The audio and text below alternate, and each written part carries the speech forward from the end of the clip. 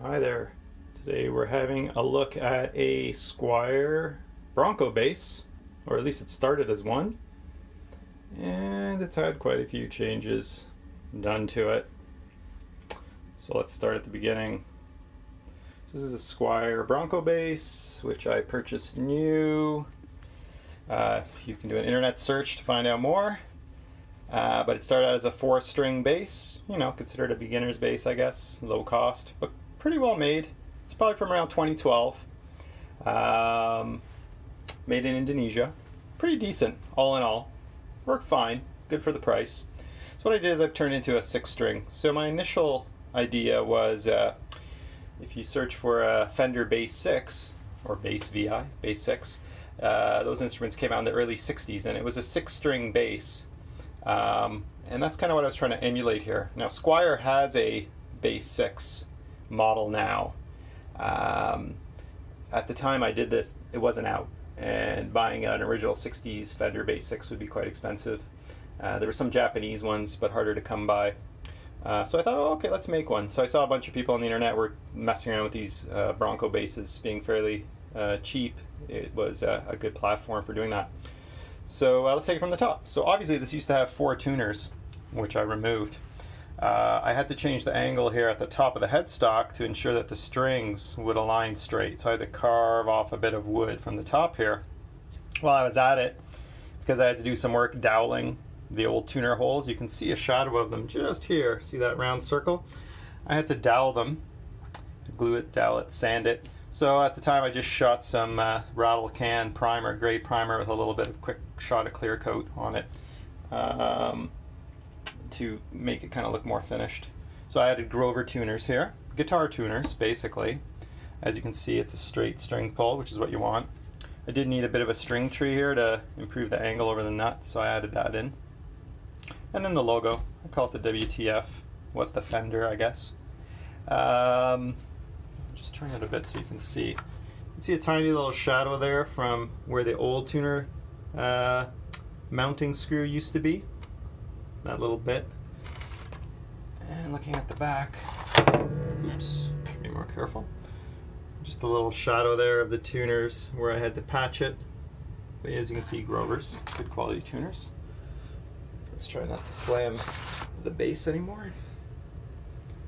So that was the changes to the headstock. So a little bit of measuring, cutting, engineering, painting there, doweling, new tuners. So obviously I changed the nut. This is basically a guitar nut. I think that's a Tusk nut, Graph Tech Tusk. And it was, it's a guitar width nut basically.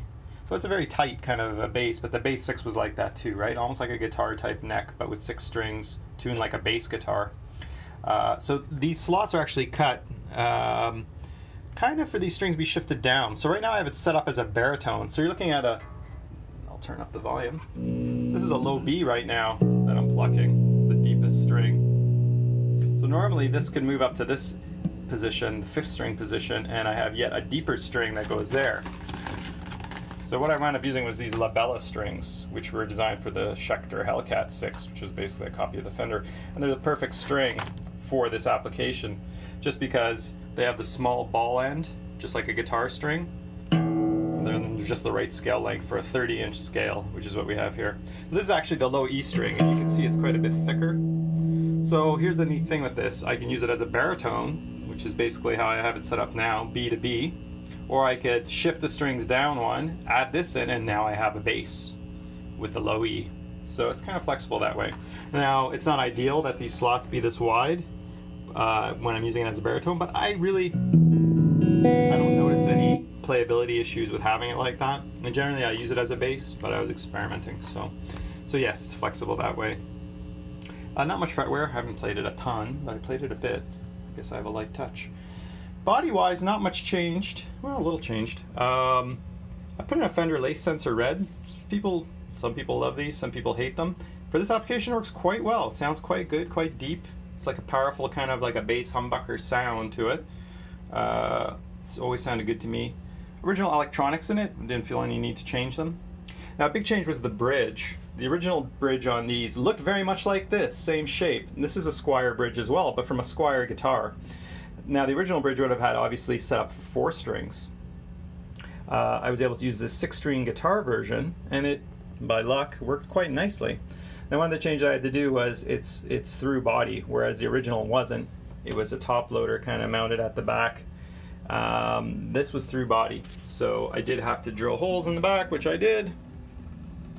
And I wasn't super neat about it. Probably looks better in person than it does with this glaring light shining on it. But it's functional, it's solid, it's stable. The body does have some scratching on the back. It looks particularly bad under this bright light. Not really noticeable as much under normal lighting conditions. But everything else is pretty good. Some little dings and dents and scratches here and there. I can't remember why I changed the strap buttons. This is not an original. And the one over here, it's like a Charvel strap button. I don't know, I can't remember why I changed them. Pick guard's original, everything else is original. So there you go. That plays really well. And it's very tuning stable and it sounds good. And like I said, you can use it as a baritone like now. So actually for down tune heavy guitar playing, this is pretty heavy. With a 30-inch scale and these thick strings, you could get some pretty thick metal riffs out of this thing. But then again, you could flip it back to a bass and, you know, sounds like a Fender Bass 6. So yeah, that's it. It was a very fun instrument, a good project, good learning experience. And people always say, what the frig is that thing?